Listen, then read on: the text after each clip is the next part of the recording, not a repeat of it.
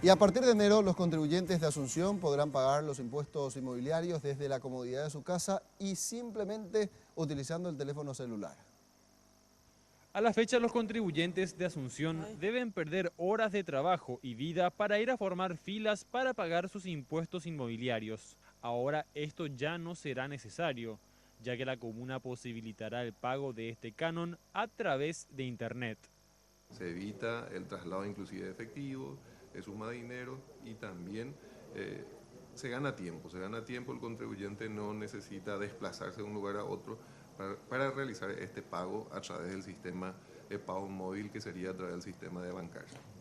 Afirmó que actualmente existen 140.000 contribuyentes al día, pero la tasa de morosidad oscila en aproximadamente el 60% del total. Se le da también la posibilidad a los contribuyentes en cuanto a lo que es exoneración de las multas, los recargos por morosidad, a los efectos de incentivar que se pongan al día en sus impuestos.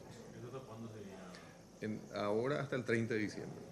Descargar la aplicación de Bancard es gratuito y posteriormente a través de actualizaciones permitirá también pagar todos los demás impuestos de la Municipalidad de Asunción.